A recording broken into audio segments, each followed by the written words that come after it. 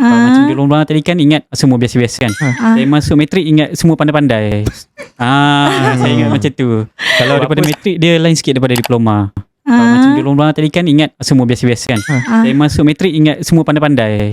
Saya ingat macam tu. Sebab apa? Sebab ni berdasarkan tak adalah sini daripada cikgu-cikgu cakap kan, masuk matrik ni sekejap je, awak akan kena pang dia bagi. Memang kita dah ingat mesti orang pandai lah masuk.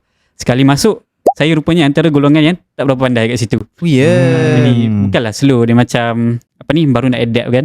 Baru nak start. Betul. Jam benda-benda ni. So macam tak adalah semua tu pandai, tidak juga. Dia semua start daripada zero. Kalau untuk saya lah, kalau untuk saya dia start daripada zero. And then daripada situ kita start develop sampailah grade matrik ni. Macam tu lah. Tak adalah nak kata semua pandai ni pun tak juga. Ada je yang biasa-biasa. Tapi kadang-kadang yang biasa-biasa ni pun yang sebenarnya tolong.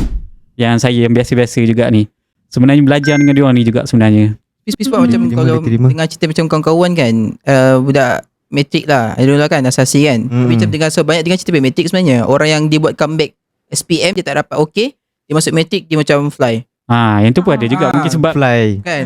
Sebab environment lagi pun matrik susah nak adapt lah kan. Matrik pun dia control sikit environment kan. Mungkin sekolah dulu dia tak suka ke macam mana, tak kena ke dengan dia. Masuk matrik dia pulun, dia boleh fly. Lepas habis matrik tu kita ada opsi untuk fly lepas habis matrik. Tu yang macam hebat dia ni, dah sampai kat overseas dah tahu-tahu sekarang kan. So masih struggle, dia dah kat overseas dah sekarang. Padahal dulu dah sekolah je biasa je. Mungkin sekolah dulu pun dia macam tak adalah ni sangat nak kata pandai sangat tu, tak juga.